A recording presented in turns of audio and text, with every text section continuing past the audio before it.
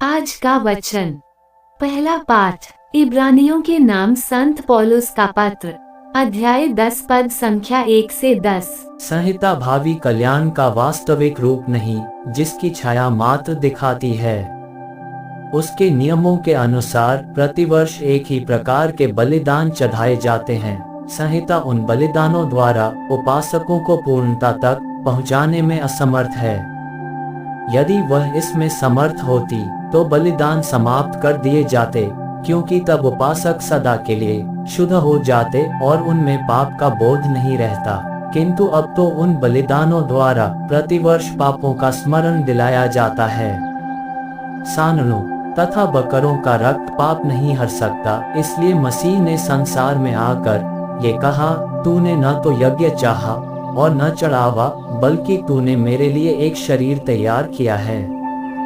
तू न तो होम से प्रसन्न हुआ और न प्रायश्चित के बलिदान से, इसलिए मैंने कहा, ईश्वर, मैं तेरी इच्छा पूरी करने आया हूँ, जैसा कि धर्म ग्रंथ में मेरे विषय में लिखा हुआ है। मसीह ने पहले कहा, तूने यज्ञ, चढ़ावा, होम या प्रायश्चित का बलिदान नहीं चाहा, तू उनसे प्रसन्न नहीं हुआ, यद्यपि ये सब संहिता के अनुसार ही चढ़ाए जाते हैं। तब उन्होंने कहा, देख, मैं तेरी इच्छा पूरी करने आया हूँ। इस प्रकार वह पहली व्यवस्था को रद्द करते और दूसरी का प्रवर्तन करते हैं। ईसा मसीह के शरीर के एक ही बार बलि चढ़ाए जाने के कारण हम ईश्वर की इच्छा के अनुसार पवित्र किए गए हैं। यह प्रभु की वाणी है।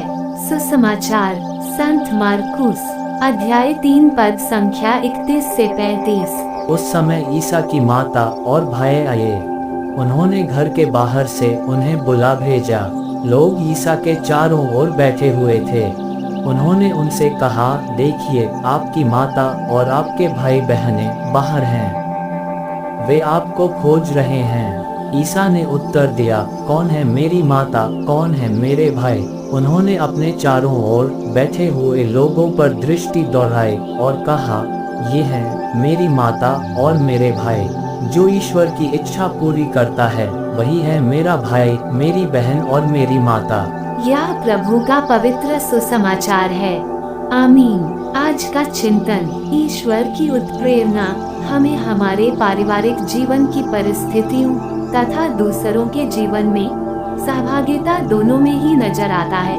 इसीलिए इब्रानियों के नाम पत्र के द्वारा हम प्रोत्साहित किए जाते हैं कि हम दैनिक जीवन के मकसदों को यीशु ख्रीस्त की शक्तियों और अच्छाइयों के द्वारा अनुप्राणित हो, क्योंकि प्रभु कहते हैं, देख, मैं तेरी इच्छा पूरी करने आया हूँ। और इस तरह हम अपनी मकसदों को ईश्वर की इच्छा का प्रारूप देते हैं, जिसमें निश्चलता होती है।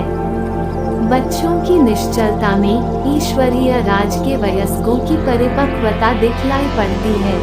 ये बच्चे न केवल अपने परिवार में प्रेम की लहर दौड़ाते हैं, बल्कि अपने पड़ोसियों को भी अपने प्रेम में आलिंगन करते हैं।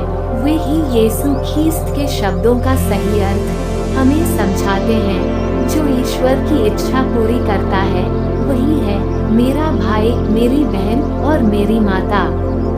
आमीन।